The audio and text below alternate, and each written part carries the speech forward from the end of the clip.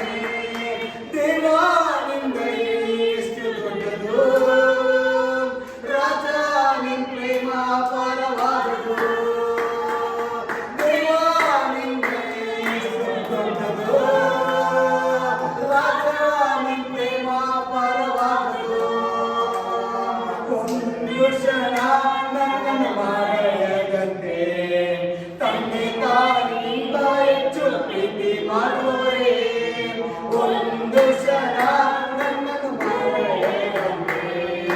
ತಂದೆ ತಾಯಿಗಿಂತ ಹೆಚ್ಚು ಪ್ರೀತಿ ಮಾಡುವವರೇ, hallelujah, hallelujah, ಆರಾಧನೆ ಕರ್ತನಿಗೆ.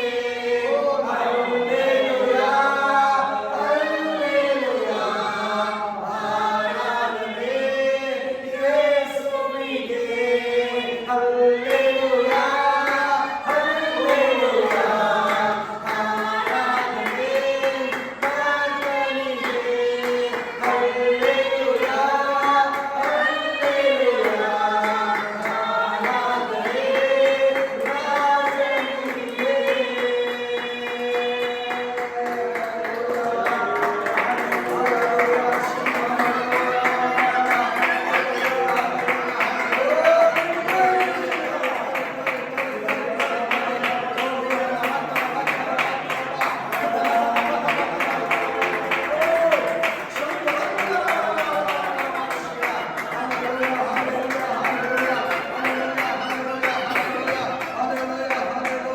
We will have another song in Telugu and Pastor Jasper and Sarah is the lead. ఆశ్రయమా ఆధారమా నీవే నా యేసయ్యా, నా దుర్గమా నా శైలమా నీవే నా యేసయ్యా. ఆశ్రయమా ఆధారమా నీవే నా యేసయ్యా, నా దుర్గమా నా శైలమా నీవే నా యేసయ్యా. నీవు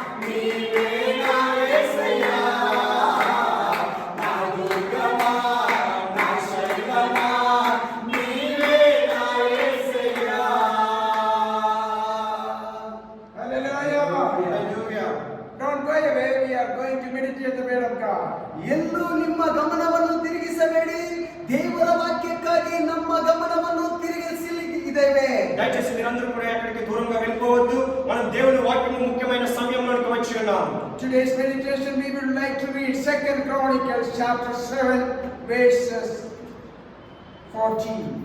No, verse 14. ದೇವಜನರೇ, ಈ ದಿನದ ವಾಕ್ಯವು ನಮ್ಮ ಗಮನಕ್ಕೆ ನಾವು ತಂದಿರುವುದು 2 ಪೂರ್ವಕಾಲ ವೃತ್ತಾಂತ 7ನೇ ಅಧ್ಯಾಯ 14ನೇ ವಾಕ್ಯವನ್ನು ನಾವು ಓದಲಿಕ್ಕಿದ್ದೇವೆ. ನನ್ನ ಪ್ರಜೆಯ ಮೇಲೆ ಘೋರ ವ್ಯಾಧಿಯನ್ನು ಬರಮಾಡುವಾಗಲೂ ನನ್ನವರೆಂದು ಹೆಸರುಗೊಂಡು ನನ್ನ ಪ್ರಜೆಗಳು ತಮ್ಮನ್ನು ತಗ್ಗಿಸಿಕೊಂಡು ತಮ್ಮ ಕೆಟ್ಟ ನಡತೆಯನ್ನು ಬಿಟ್ಟು ತಿರುಗಿಕೊಂಡು ನನ್ನನ್ನು ಪ್ರಾರ್ಥಿಸಿ ನನ್ನ ದರ್ಶನವನ್ನು ಬಯಸುವುದಾದರೆ ನಾನು ಪರಲೋಕದಿಂದ ಲಾಲಿಸಿ ಅವರ ಪಾಪಗಳನ್ನು ಕ್ಷಮಿಸಿ ಅವರ ದೇಶದಲ್ಲಿ ಆರೋಗ್ಯವನ್ನು ದಯಪಾಲಿಸುವನು. ఈ రోజు దేవుడు మనతో మాట్లాడుతున్న వాక్యము 2వ దినవృత్తాంత గ్రంథములు 7వ అధ్యాయము 14వ వచనము. నా పేరు పెట్టుకున్న నా జనులు తమను తాము తగ్గించుకొని ప్రార్థన చేసి నన్ను వెతికి తమ చెడు మార్గములను విడిచిన యెడల ఆకాశము నుండి నేను వారి ప్రార్థనను విని వారి పాపములను క్షమించి వారి దేశమును స్వస్థపరచుదును. If my people who are called by my name humble themselves and pray and seek my face and turn from their wicked ways, then I will hear from heaven and will forgive their sin and heal their land. ನನ್ನವರೆಂದು ಹೆಸರುಗೊಂಡ ನನ್ನ ಪ್ರಜೆಗಳು ತಮ್ಮನ್ನು ತಗ್ಗಿಸಿಕೊಂಡು ತಮ್ಮ ಕೆಟ್ಟ ನಡತೆಯನ್ನು ಬಿಟ್ಟು ತಿರುಗಿಕೊಂಡು ನನ್ನನ್ನು ಪ್ರಾರ್ಥಿಸಿ ನನ್ನ ದರ್ಶನವನ್ನು ಬಯಸುವುದಾದರೆ ನಾನು ಪರಲೋಕದಿಂದ ಲಾಲಿಸಿ ಅವರ ಪಾಪಗಳನ್ನು ಕ್ಷಮಿಸಿ ಅವರ ದೇಶದಲ್ಲಿ ಆರೋಗ್ಯವನ್ನು ದಯಪಾಲಿಸುವನು. నా నామం పెట్టుబడిన నా జనులు తమ్ము తాము తగ్గించుకుని ప్రార్థన చేసి నన్ను వెతికి తమ చెడు మార్గములను విడిచిన యెడల పరమండలం నుండి నేను వారి ప్రార్థనను విని వారి పాపములను క్షమించి వారి దేశమును స్వస్థపరచెదను. The Chronicles include few beautiful contents from the books of Samuel and books of Kings. ಪೂರ್ವಕಾಲ ವೃತ್ತಾಂತ ಪುಸ್ತಕವು 2 ಅಂದ ಚಂದವಾದ ಪುಸ್ತಕಗಳನ್ನು ಓದಿಸಿ ಬರೆಯಲ್ಪಟ್ಟಿರುವುದು. ಸಾಮುವೇಲನ ಗ್ರಂಥವು ನಂತರ ಅರಸನ ಪುಸ್ತಕವನ್ನು ಓದಿಸಿ ಬರೆಯಲ್ಪಟ್ಟಿರುವುದು. ఈ దినవృత్తాంత గ్రంథాలు మొదటి అధ్యాయము మొదటి గ్రంథము రెండవ గ్రంథాలు కూడా సమూయేలు గ్రంథాలు దావీదు రాసిన గ్రంథాలు రాజుల గ్రంథాలు చూసి ఈ దినవృత్తాంత గ్రంథంలో రాయబడి ఉన్నాయి. The book of 1 Chronicles traces the Jewish rise followed by the reign of David.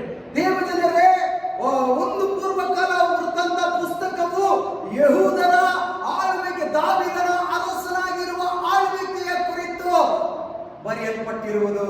ఈ మొదటి దినవృత్తాంత గ్రంథములో దేవుడు యూదుల యొక్క వారి యొక్క రాజ్య చరిత్రను దావీదు ద్వారా వారికి పరిపాలించిన పాలన గురించి తెలియజేస్తుంది. The second book continues and relates the progress and end of the kingdom of Judah. ದೇವಜನರೇ, ಯೆಹೂದರ ಅಂತ್ಯವನ್ನು 2ನೇ ಪುಸ್ತಕದಲ್ಲಿ ಅವರು ಅವಲಂಬಿಸಿ ಈ ಪುಸ್ತಕವನ್ನು ಬರೆಯಲ್ಪಟ್ಟಿರುವುದು. ఈ రెండవ దినవృత్తాంత గ్రంథములో ఈ యూదులు ఏ విధంగా దేవుని వెంబడించారు, యూదుల యొక్క పరిపాలన ఏ విధంగా ఉన్నది అనే దాని గురించి మనం చూసి మనం ఈ గ్రంథాన్ని రాయబడి ఉన్నది. It also refers to the return of the Jews from the Babylonian captivity. ಬಾಬಿಲೋನನ ದಾಸತ್ವದಿಂದ ಹಿಂದಿರುಗಿ ಬಂದಿರುವುದನ್ನು ಉಲ್ಲೇಖ ಮಾಡಿರುವುದು. బాబిలోను యొక్క బానిసత్వం నుండి ఈ యూదులు ఏ విధంగా బయటకు వచ్చారు, వారు ఏ విధంగా తిరిగి వచ్చారు అనేది కూడా మనం ఈ గ్రంథాల్లో చూడగలము. Now let us come to chapter 7. 7ನೇ అధ్యాయಕ್ಕೆ ನಮ್ಮ గమనವನ್ನು తిరిగిಸೋಣ. సో మనం 7వ అధ్యాయంలో ఒకసారి మనం వద్దాం. It is God's gracious answer to Solomon. ದೇವರ ಕೃಪೆಯು ಸಾಲೊಮೋನನಿಗೆ ದೊರಕಿರುವುದು. ఈ గ్రంథంలో దేవుని యొక్క కృప, దేవుని యొక్క సమాధానము సొలొమోను రాజుకు లభించి ఉన్నది. They pray to the living God. ಜೀವಿಸುವ ದೇವರಿಗೆ ಅವರು ಪ್ರಾರ್ಥನೆ ಮಾಡುತ್ತಿರುವುದು. జీవం కలిగిన దేవునికి సొలొమోను ప్రార్థన చేస్తున్నారు. When God punishes those who turns away from him, he blesses those who come closer to him. ದೇವರನ್ನು ಬಿಟ್ಟು ಅಗಲಿ ಹೋಗುವವರನ್ನು ದೇವರು ಶಿಕ್ಷಿಸುವ ಸಮಯದಲ್ಲಿ ಅದೇ ರೀತಿಯಾಗಿ ದೇವರ ಒಂದಿಗೆ ಸಮೀಪವಾಗಿರುವವರನ್ನು ದೇವರು ಆಶೀರ್ವದಿಸುತ್ತಾರೆ. సో ఎవరైతే దేవుని నుంచి దూరంగా వెళ్ళిపోతున్నారో వారిని దేవుడు శిక్షించే సమయంలో ఎవరైతే దేవుని దగ్గరికి వచ్చి దేవునికి ప్రార్థన చేస్తున్నారో వారిని దేవుడు ఆశీర్వదించడం అనేది ఈ వచనంలో మనం చూస్తూ ఉన్నాము. Our God is a God of compassion and mercy. ನಮ್ಮ ದೇವರು ಕರುಣೆಯುಳ್ಳ ದೇವರು, ಕನಿಕರವುಳ್ಳ ದೇವರು, ಕೃಪೆ ತುಂಬಿರುವ ದೇವರು. మన ఆరాధించే దేవుడు కనికరము, కృప కలిగిన దేవుడు, గొప్ప దేవుడు. Chapter 7 verse 4 says, King Solomon and all the people offered sacrifices for the Lord. 7ನೇ ಅಧ್ಯಾಯ 4ನೇ ವಾಕ್ಯದಲ್ಲಿ ಈ ರೀತಿಯಾಗಿ ಬರೆಯಲ್ಪಟ್ಟಿದೆ, ಅರಸನು ಎಲ್ಲ ಜನರು ಯೆಹೋವನ ಸನ್ನಿಧಿಯಲ್ಲಿ ಯಜ್ಞ ಮಾಡಿದರು. సో 7వ అధ్యాయం 4వ వచనంలో మనం ఈ విధంగా చూస్తున్నాం. రాజును జనులందరూ యెహోవా ఎదుట బలులు అర్పించిరి. That was the biggest sacrifice. ಮಹಾ ದೊಡ್ಡ ಯಜ್ಞವಾಗಿತ್ತು. ఇది మహా పెద్ద బలి అయి ఉన్నది. Verse 5 says, King Solomon offered as a sacrifice 22,000 oxen and 120,000 sheep. ದೇವಜನರೇ, 5ನೇ ವಾಕ್ಯದಲ್ಲಿ ಅರಸನಾದ ಸಾಲೋಮೋನನು ಯಜ್ಞಕ್ಕಾಗಿ ವಿಧಿಸಿದ ಹೊರೆಗಳು 22,000, ಕುರಿಗಳು 1,20,000 ಎನ್ನುವುದು. 7వ అధ్యాయం 5వ వచనంలో ఆ సొలొమోను రాజు అర్పించిన బలులను మనం చూస్తున్నాము. 22,000 పశువులను, 1,20,000 గొర్రెలను పెద్ద దహన బలిగా దేవుడు అక్కడ సొలొమోను దేవుడికి అర్పిస్తున్నారు. When we come to verse 11, we read, Thus Solomon finished the house of the Lord and the king's house.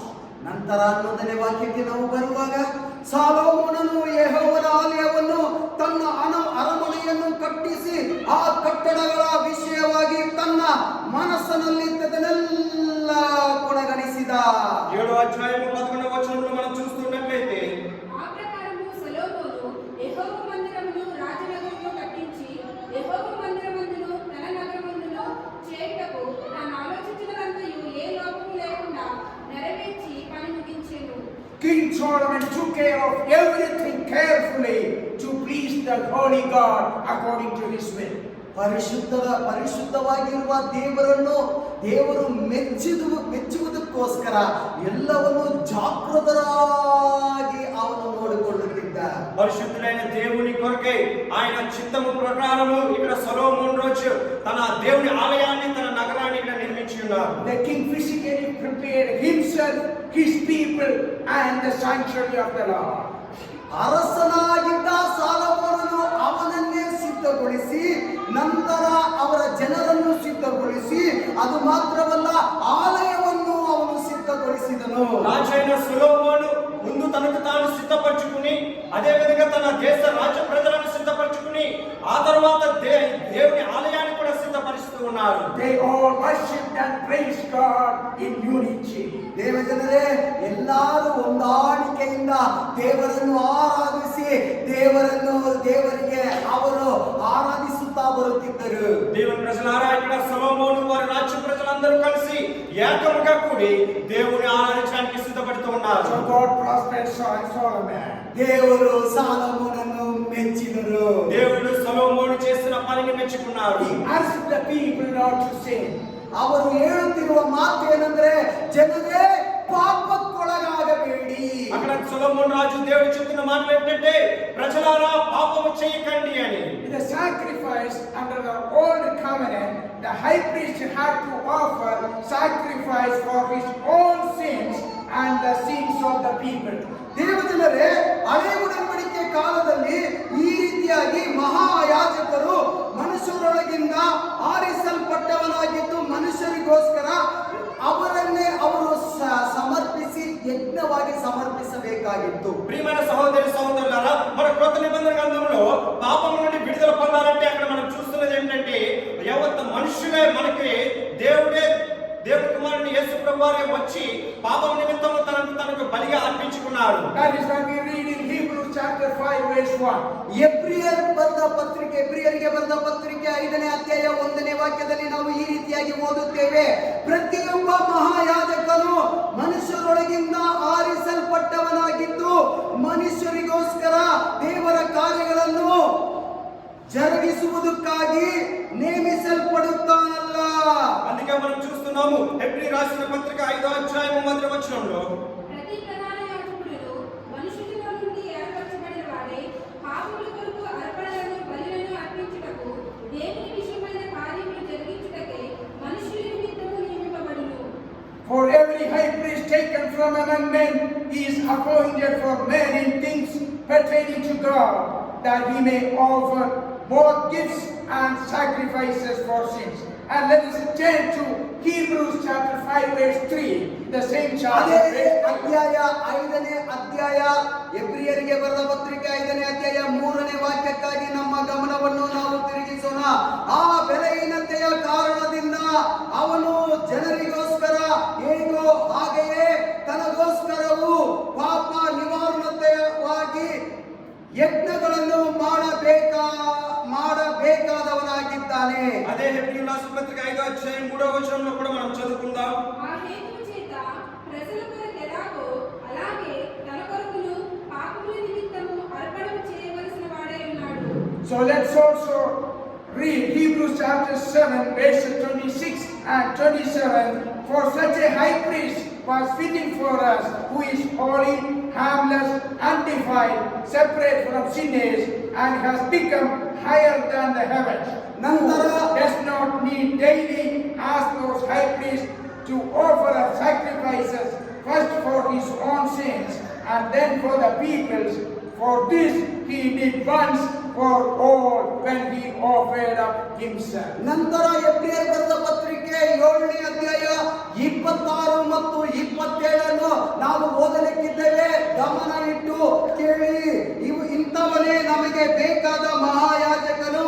ಈತನು ಪರಿಶುದ್ಧನು, ನಿರ್ದೋಷಿಯು, ನಿಷ್ಕಲಂಕನು, ಪಾಪಿಗಳಲ್ಲಿ ಸೇರದ ಪ್ರತ್ಯೇಕವಾಗಿರುವವನು, ಆಕಾಶ ಮಂಡಲಗಳಿಗಿಂತ ಇಂಥ ಉನ್ನತದಲ್ಲಿರುವವನು ಆಗಿರುವನು. ಮೊದಲು ತಮ್ಮ ಪಾಪ ಪರಿಹಾರಕ್ಕಾಗಿ, ಆಮೇಲೆ ಜನರ ಪಾಪ ಪರಿಹಾರಕ್ಕಾಗಿ ಸಮರ್ಪಣೆ ಮಾಡುವ ಲೇವಿಕ ಮಹಾಯಾಜಕರಂತೆ ಈತನು ಪ್ರತಿನಿತ್ಯವೂ ಸಮರ್ಪಿಸಬೇಕಾದ ಅವಶ್ಯವಿಲ್ಲ. అదే విధంగా హెబ్రీయుల పత్రిక 7వ అధ్యాయము 26 27 వచనాలు మనం చదువుకుందాం. పవిత్రుడును, నిర్దోషియు, నిష్కల్మషుడును, పాపులలో చేరక ప్రత్యేకముగా ఉన్నవాడును, ఆకాశ మండలముల కంటే మిక్కిలి హెచ్చైన వాడునైన ఇట్టి ప్రధాన యాజకుడు మనకు సరిపోయినవాడు. So the sacrifices which were offered in the Old Testament times, it is so clear through the verses that we read just now. ಈ ನಾವು ಓದಿರುವ ಈ ವಾಕ್ಯದ ಮುಖಾಂತರ ಹೇಗೆ ಹಳೆ ಒಡಂಬಡಿಕೆ ಕಾಲದಲ್ಲಿ ಅವರು ಯಜ್ಞಗಳನ್ನು ಸಮರ್ಪಿಸುತ್ತಾ ಬರುತ್ತಿದ್ದರು ಎಂಬ ಅರ್ಥವೇ. సో మనం చదువుకున్న ఈ కొత్త నిబంధనలో దేవునికి ఏ విధంగా సాక్రిఫైస్ చేసుకోవాలో మనం చూసాము. కానీ మనం చూసిన మొదటి 2వ దినవృత్తాంతం 7వ అధ్యాయంలో దేవునికి వారు ఏ విధంగా బలి అర్పించారో వాటి చూసినట్లయితే దానికి దీనికి చాలా వ్యత్యాసం ఉన్నది. But Jesus himself offered himself as a sacrifice once for all. ದೇವಜನರೇ, ಎಲ್ಲಾ ಕಾಲಕ್ಕೂ ಯೇಸುವನ್ನೇ ಯಜ್ಞ ಬಲಿಯಾಗಿ ಯೇಸು ಸಮರ್ಪಿಸಿದರು. ప్రియమైన దేవుని ప్రజలారా, మన పాపముల కొరకై ప్రియమైన యేసు ప్రభువారు తనకు తానుగా తన జీవాన్ని, తన శరీరాన్ని మన కొరకై ధారపోసి ఆయన రక్తపు గుండిని మన కొరకే కాల్చి ఆయన తనకు తానుగా బలి అర్పించుకున్నారు. So what does the offering pertains to us in our daily life? ನಮ್ಮ ದಿನನಿತ್ಯ ಜೀವಿತದಲ್ಲಿ ಯಜ್ಞ ಕಾಣಿಕೆಯನ್ನು ಕುರಿತು ನಾವು ಓದಿರುವುದು ನಮ್ಮ ಜೀವಿತದಲ್ಲಿ ಹೇಗೆ ಇದನ್ನು ಪರಿಗಣಿಸಲು ಸಾಧ್ಯ? కానీ మన జీవితంలో మనకు ఏ విధంగా ఈ యజ్ఞాన్ని చేయాలి, మన జీవితంలో మనం ఏమి సాక్రిఫైస్ చేసుకోవాలి అనే దాని గురించి మనం ముందుకు వెళ్దాం. If you obey the voice of God, that is a role of that is a way of sacrifice. That is one of the ways of sacrifice. ದೇವಜನರೇ, ಯಜ್ಞಕ್ಕೆ ಯಜ್ಞ ಸಮರ್ಪಿಸೋದು ಮೊದಲನೇ ಮಾರ್ಗ. ಒಂದು ಮಾರ್ಗ ಹೀಗಿದೆ: ದೇವರ ಶಬ್ದಕ್ಕೆ ವಿಧಿಯರಾಗುವವರು. మనము బలిగా అర్పించుకోవడం అంటే మొదటిగా చేయవలసిన పని ఏంటంటే మనము దేవుని మాటను శ్రద్ధగా వినాలి. We read in 1 Samuel chapter 15 verse 22. So Samuel said, "Has the Lord as great delight in burnt offerings and sacrifices as in obeying the voice of Lord." ದೇವಜನರೇ, ಇದೇ ರೀತಿಯಾಗಿ ಒಂದು ವಾಕ್ಯವನ್ನು ನಾವು ಓದುತ್ತೇವೆ. ಒಂದು ಸಾಮುವೇಲನು 15ನೇ ಅಧ್ಯಾಯ 22ನೇ ವಾಕ್ಯವನ್ನು ಓದುತ್ತೇವೆ. ಗಮನ ಇಟ್ಟು ಕೇಳಿ. ಅದಕ್ಕೆ ಸಾಮುವೇಲನು ಯೆಹೋವನು ವಿದ್ಯತ್ವಕ್ಕೆ ಮೆಚ್ಚುವಷ್ಟು ಯಜ್ಞ ಹೋಮಗಳಿಗೆ ಮೆಚ್ಚುತ್ತಾನೋ? ಯಜ್ಞವನ್ನು ಸಮರ್ಪಿಸುವುದಕ್ಕಿಂತ ಮಾತು ಕೇಳುವುದು ಉತ್ತಮವಾಗಿದೆ. ಟಗರುಗಳ ಕೊಬ್ಬಿಗಿಂತ ವಿದ್ಯತ್ವವೇ విషయవాಗಿದೆ. దేవుని మాటను శ్రద్ధగా వినుట అనే వాక్యమును మనము మొదటి సమూయేలు గ్రంథము 15వ అధ్యాయము 22వ వచనంలో మనం చూడగలము. అందుకు సమూయేలు తాను సెలవిచ్చిన ఆజ్ఞను ఒకడు గైకొనుట వలన యెహోవా సంతోషించినట్టు ఒకడు దహన బలులను అర్పించడం వలన ఆయన సంతోషించిన ఆలోచించుము. బలులు అర్పించుట కంటే ఆజ్ఞను గైకొనుటయు పొట్టేళ్ల కొమ్ము అర్పించుట కంటే మాట వినుటయు శ్రేష్టము. Psalm 69 verses 30 and 31 we read, I will praise the name of God with a song and will magnify him with thanksgiving. This also shall please the Lord better than an ox or bull which has horns and hooves. ದೇವರಿಗೆ ಮೆಚ್ಚುಗೆಯಾದ ಯಜ್ಞ ಸಮರ್ಪಣವು ನಾವು ಈ ರೀತಿಯಾಗಿ ಮತ್ತೊಂದು ವಾಕ್ಯದಲ್ಲಿ ಓದುತ್ತೇವೆ. ಕೀರ್ತನೆ 69ನೇ ಅಧ್ಯಾಯ 30 ಮತ್ತು 31ರಲ್ಲಿ ನಾನು ಸಂಕೀರ್ತಿಸುತ್ತಾ ದೇವರ ನಾಮವನ್ನು ಕೊಂಡಾಡುವನು, ಕೃತಜ್ಞತೆ ಸ್ತುತಿಯಿಂದ ಘನಪಡಿಸುವನು. ಇದು ಯೆಹೋವನಿಗೆ ಕೊಂಬು ಗೊರಸುಗಳುಳ್ಳ ಎಳೆ ಓರಿಗಳ యజ్ఞకింత బహు ప్రియవాదత్తు. దేవునికి ఇష్టమైన బలి మన నుంచి ఏమిటంటే ఆయన మాటను శ్రద్ధగా వినడము. అదే విధంగా కీర్తనలు 69వ కీర్తన 30-31 వచనంలో మనం చదువుకుందాం. We have meditated that Solomon has pleased God by offering 22,000 oxen and 120,000 sheep. That is the reason he could hear the voice of God. ದೇವಜನರೇ, ಹೇಗೆ ಸಾಲೊಮೋನನು ಯಜ್ಞಕ್ಕಾಗಿ ಒದಗಿಸಿದ ಹೋರಿಗಳು 22,000, ಕುರಿಗಳು 120,000 ಎಂಬ ಈ ರೀತಿಯಾದ ಯಜ್ಞವನ್ನು ಸಾಲೊಮೋನನು ದೇವರಿಗಾಗಿ ಸಮರ್ಪಿಸುತ್ತಾ ಇದ್ದನಲ್ಲ. ఇక్కడ మనం చదువుకున్న 2వ దినవృత్తాంత గ్రంథం 7వ అధ్యాయం 5వ వచనంలో సొలొమోను రాజు అర్పించిన బలి 22,000 పశువులను 1,20,000 గొర్రెలను దేవుడికి బలిగా అర్పించి ఉన్నారు. So the sacrifice is not over for the New Testament. ಹೊಸ ಉಡன்பಡಿಕೆಯಲ್ಲಿ ಇಷ್ಟರಲ್ಲೇ ಮುಗಿಯಲಿಲ್ಲ యజ్ఞము. కొత్త నిబంధన గ్రంథంలో ఈ విధంగా చేస్తే బలి అవుతుందనేది ఎక్కడా లేదు. ఇంకా దేవునికి మనం బలి అర్పించవలసినది, సాక్రిఫైస్ చేయవలసినవి చాలా ఉన్నాయి. But the mode of sacrifice is changed. ಆದರೆ ಯಜ್ಞಕ್ಕಾಗಿ ಬಲಿಯಾಗಿರುವ ರೀತಿ ಬದಲಾಗಿದೆ. కానీ దేవునికి బలి అర్పించడము, దహన బలి అర్పించడం అనేది ఇక్కడ మార్పు చెందుతూ వస్తూ ఉన్నది. Let's read Hebrews chapter 13 verse 15. Therefore by him let us continually offer the sacrifices of praises to God, that is the fruit of our lips, giving thanks to his name. ಆದುದರಿಂದ ನಾವು ಹೀಗೆ ಈ ವಾಕ್ಯವನ್ನು ಓದಲಿಕ್ಕಿದ್ದೇವೆ. ಎಬ್ರಿಯರಿಗೆ ಬರೆದ ಪತ್ರಿಕೆ 13ನೇ ಅಧ್ಯಾಯ 15ನೇ ವಾಕ್ಯ. ಆದುದರಿಂದ ಆತನ ಮೂಲಕವಾಗಿಯೂ ದೇವರಿಗೆ ಸ್ತೋತ್ರ ಯಜ್ಞವನ್ನು ಎಡಬಿಡದೆ ಸಮರ್ಪಿಸೋಣ. మనము దేవునికి బలి అర్పించడం ఈ కొత్త నిబంధన గ్రంథంలో మనం చూస్తున్నాం. ఎబ్రీ రాసిన పత్రిక 13వ అధ్యాయము 15వ వచనము. కాబట్టి ఆయన ద్వారా మనము దేవునికి ఎల్లప్పుడూ స్తుతియాగం చేయదము, అనగా ఆయన నామమును ఒప్పుకొనుచు జిహ్వ ఫలము అర్పించుదుము. So are we able to please God when the world is going through a difficult situation? ಕಠಿಣವಾದ ಸನ್ನಿವೇಶನದಲ್ಲಿ ಸಿಲುಕಿಕೊಂಡಿರುವ ಈ ಭೂಲೋಕದ ಮಂದಿಗಳ ಮಧ್ಯದಲ್ಲಿ ನಾವು ದೇವರಿಗೆ ಮೆಚ್ಚುಗೆಯಾದದನ್ನು ಮಾಡಲು ಸಾಧ್ಯವೇ? భయంకరమైన ఈ దినాల్లో మనము దేవుని మెచ్చుకునే విధంగా మనము దేవునికి ఏ బలి అర్పించాలో మనం ఒకసారి ఆలోచిద్దాం. Unless and until we keep up the sacrifice and we obey the voice of God, we cannot have the support of God from heaven. ಜೋಪಾನವಾಗಿ ಸ್ತೋತ್ರ ಬಲಿಗಳ ಯಜ್ಞವನ್ನು ನಾವು ಕೈಗೊಂಡು ದೇವರ ಶಬ್ದಕ್ಕೆ ವಿಧಿಯರಾಗುವ ತನಕ ಪರಲೋಕದಲ್ಲಿ ಇರುವ ದೇವರಿಗೆ ಯಜ್ಞ ಬಲಿಯನ್ನು ನಾವು ಸಮರ್ಪಿಸಿದ ಅರ್ಥವಲ್ಲ.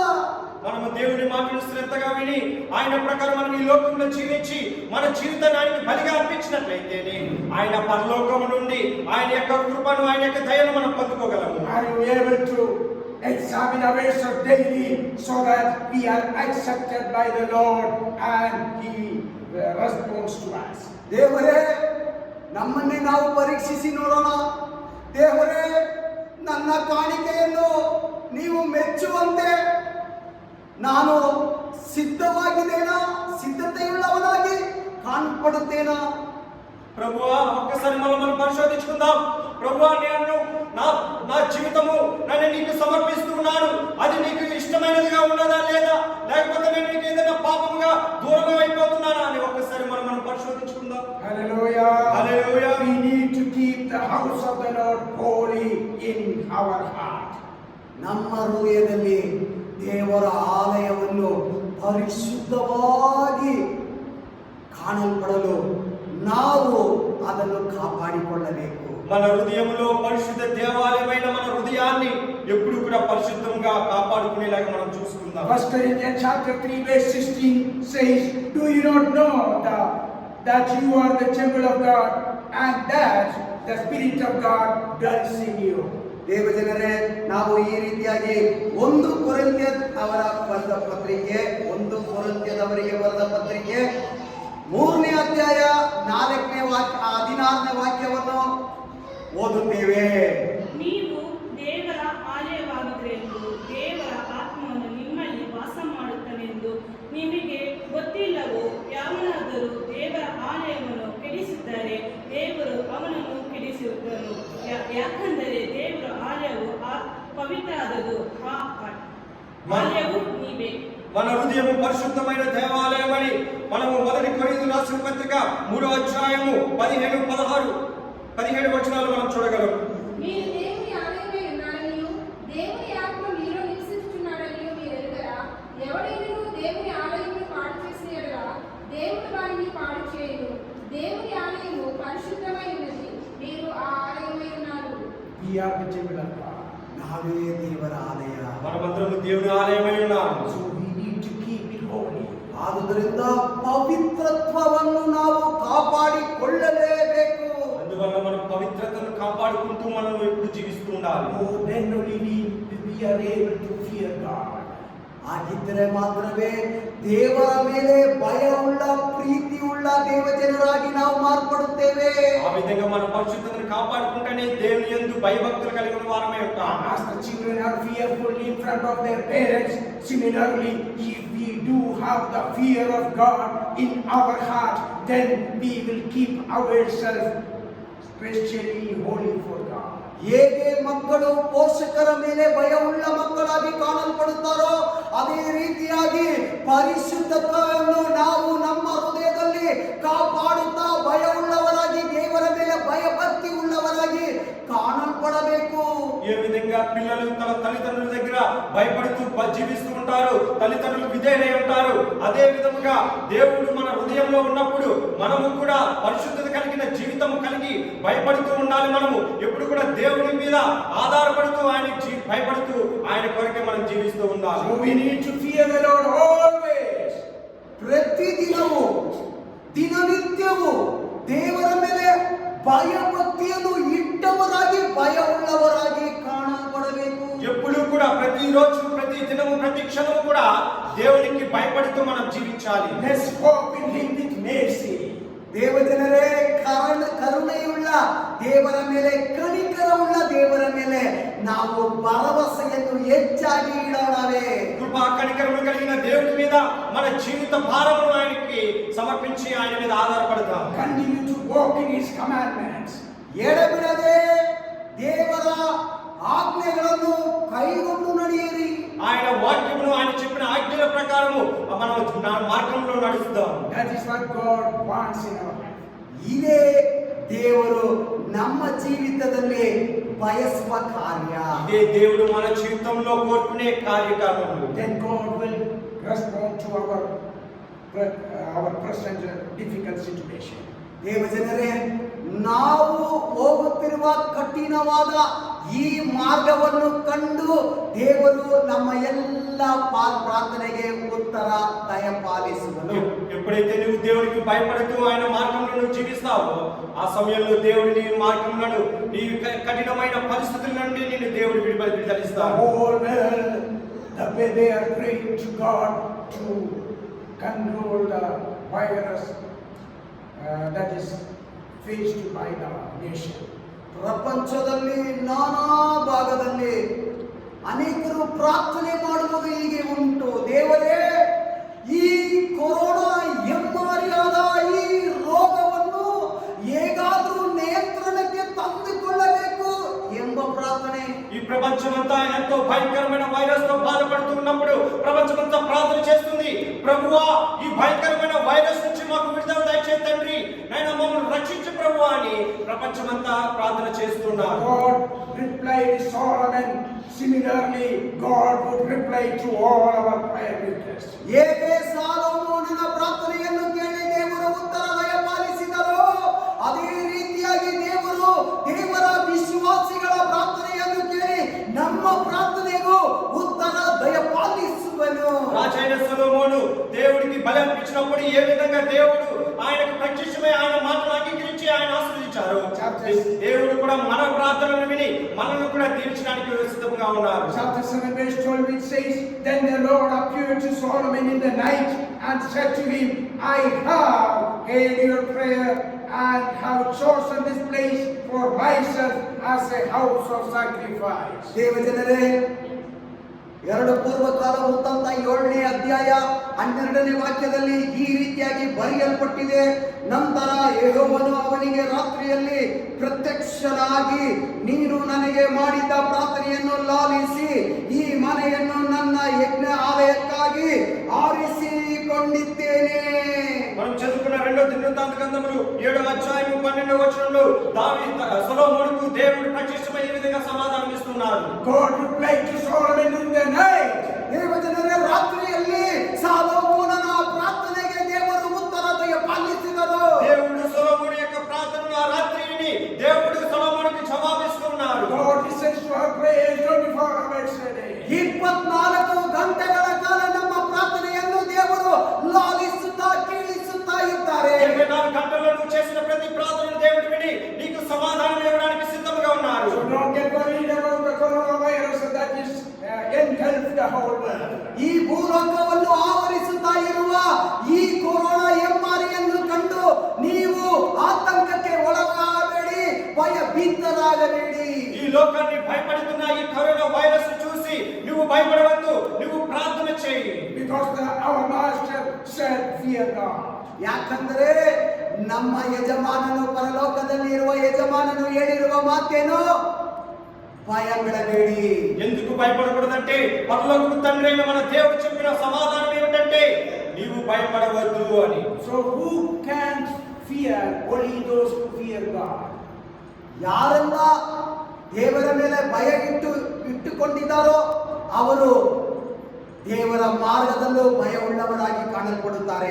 ఎవరైతే దేవుని మీద భయభక్తులు కలిగి ఉంటారో వారి మార్గంలో ఎటువంటి శోధన వచ్చినా సరే వారికి ఎటువంటి భయము దేవుడు కలుగచేయడు. So verse 13 we read, when I shut up heaven so that there is no rain, or command the locust to devour the land, or send pestilence among my people. ದೇವಜನರೇ, ಈ ರೀತಿಯಾಗಿ 13ನೇ ವಾಕ್ಯ ಬರೆಯಲ್ಪಟ್ಟಿದೆ.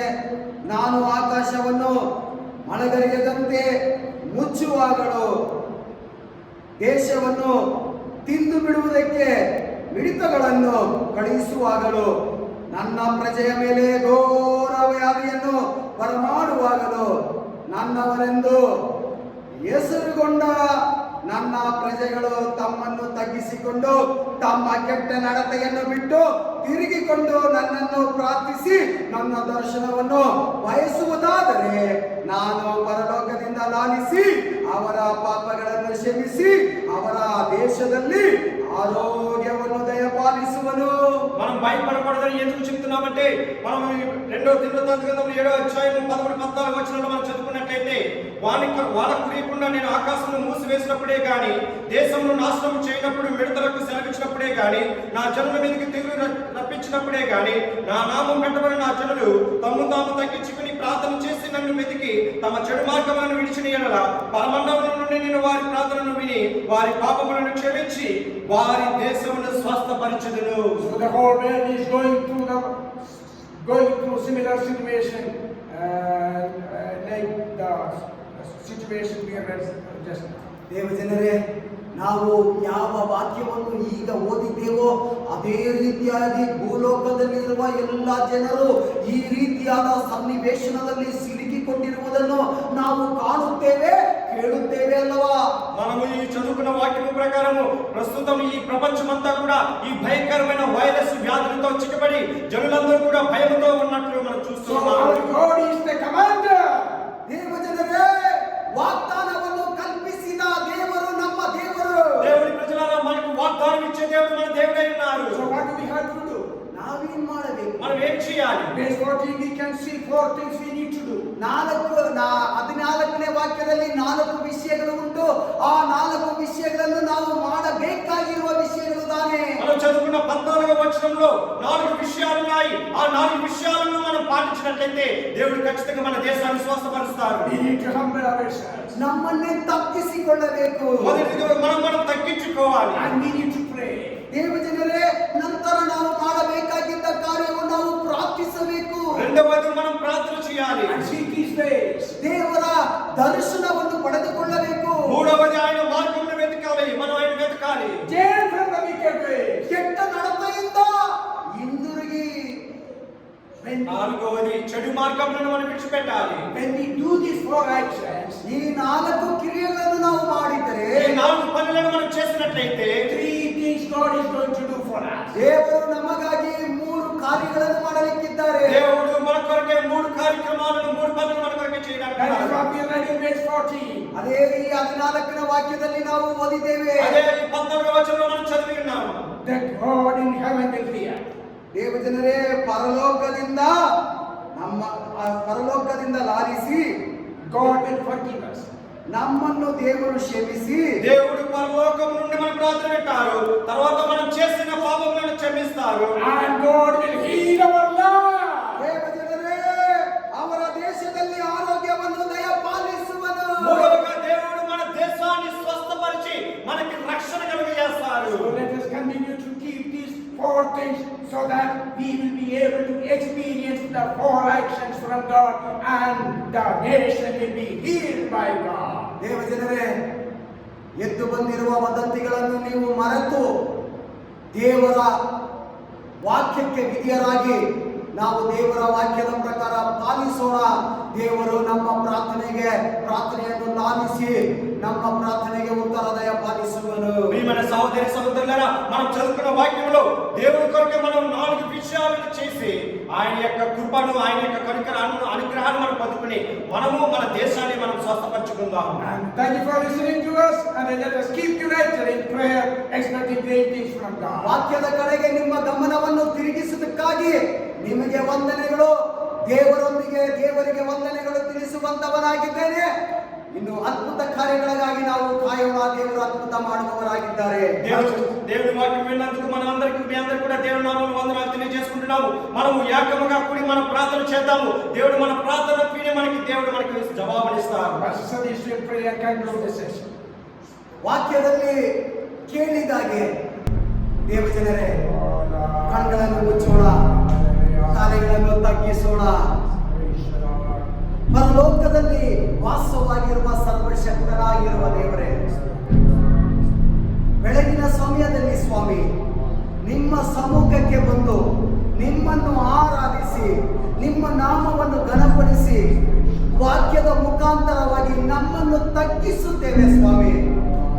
ನಿಮಗೆ ವಿರೋಧವಾಗಿ ಯಾವುದಾದರೂ ಪಾಪಗಳು ಮಾಡಿದರೆ ಮತ್ತೊಂದು ಆವೃತ್ತಿ ನಮ್ಮ ಪಾಪಗಳನ್ನು ಕ್ಷಮಿಸಪ್ಪ. ನಮ್ಮ ಪಾಪಗಳನ್ನು ಕ್ಷಮಿಸಿ ನಮ್ಮ ಪ್ರಾರ್ಥನೆಯನ್ನು ಲಾಲಿಸು ಸ್ವಾಮಿ. ನಮ್ಮ ಪ್ರಾರ್ಥನೆಯನ್ನು ನೀವು ಲಾಲಿಸದೇ ಹೋದರೆ, ಕೇಳಿಸದೇ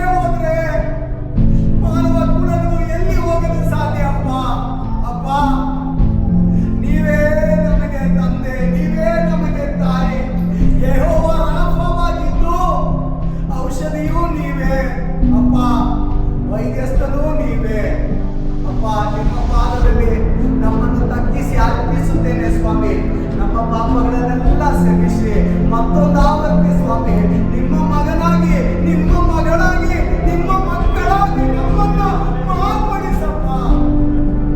ನಿಮ್ಮ ಮಾರ್ಗದಲ್ಲಿ ನಡೆಯುವಂತೆ ಮಾರ್ಗದರ್ಶನ ನೀಡು ಸ್ವಾಮಿ. ಅಪ್ಪ, ಮತ್ತೊಂದು ಆವರ್ತಿ ಈ ರೀತಿಯಾದ ಯಾವುದೇ ಶ್ರಮವು ನಮ್ಮ ಈ ಪಟ್ಟಣದಲ್ಲೂ ಈ ಭೂಲೋಕದಲ್ಲೂ ಬೇಡ ಸ್ವಾಮಿ. ಅಪ್ಪ, ನೀವು ನಿಮ್ಮ ದಯೆಗೆ ಕೊಡ್ತಾ ಇದ್ದೇವೆ. ನಮ್ಮ ಪ್ರಾರ್ಥನೆಯನ್ನು ಕೇಳಿ ದಯಪಾಲಿಸುತ್ತೀರಾ ಸ್ವಾಮಿ. ದಯಪಾಲಿಸಪ್ಪ, ದಯಪಾಲಿಸಬೇಕಂತ ವಿನಂತಿಸಿಕೊಳ್ಳುತ್ತೇನೆ ಅಪ್ಪ. ಇದುವರೆಗೆ ಸ್ವಾಮಿ ನಮ್ಮನ್ನು ನಡೆಸಿದ ಎಬಿನೇಸರಿಗೆ ಕೋಟಾನು ಕೋಟಿ ಸ್ತೋತ್ರ, ವಂದನೆಗಳಪ್ಪ. ಅಪ್ಪ, ವಾಕ್ಯದ ಕಡೆಗೆ ಗಮನ ತಿರುಗಿಸಿದ ದೇವರ ವಿಶ್ವಾಸಿಗಳಿಗೆ, ಸಭೆ ವಿಶ್ವಾಸಿಗಳಿಗೆ ಹೃದಯದ ಆಳದ ವಂದನೆಯನ್ನು ತಿಳಿಸಿ ಸ್ವಾಮಿ. ಈ ಪ್ರಾರ್ಥನೆಯನ್ನು, ಸಣ್ಣ ಪ್ರಾರ್ಥನೆಯನ್ನು ಮುಗಿಸುತ್ತೇನೆ. ಪರಲೋಕದ ವಾಕ್ಯವನ್ನು ತೆರೆದು ನಮಗೆ ಬೇಕಾಗಿರುವ ಆಶೀರ್ವಾದದಿಂದ ನಮ್ಮನ್ನು ತುಂಬಿಸಿ ನೀವು ನಡೆಸಿ ಸ್ವಾಮಿ. ಇರುವ ಸಮಯ ಪವಿತ್ರಾತ್ಮದ ಕ್ರಿಯೆ ಮಾಡಲಿ. ಯೇಸು ಕ್ರಿಸ್ತನ ಮಧುರವಾದ ನಾಮದಲ್ಲಿ ನನ್ನ ಪ್ರಾರ್ಥನೆಯನ್ನು ಕೇಳಿ ಪರಲೋಕದ ಒಳ್ಳೆ ತಂದೆಯೇ. Amen. In the name of the Father, the grace of the Lord Jesus Christ, and the communion of the Holy Ghost, be with us and our Lord. ಜಯ ಕೊಟ್ಟಿರುವ ದೇವರಿಗೆ ಕರಗಳನ್ನು ಎತ್ತಿ ನಾವು ಸ್ತೋತ್ರವನ್ನು ಅರ್ಪಿಸೋಣ. Hallelujah, hallelujah, hallelujah. God bless you all. ದೇವರು ಧಾರಾಳವಾಗಿ ಎಲ್ಲರನ್ನೂ ಆಶೀರ್ವದಿಸಲಿ. దేవుడు ధారాళంగా అందరినీ ఆశీర్వదించును గాక.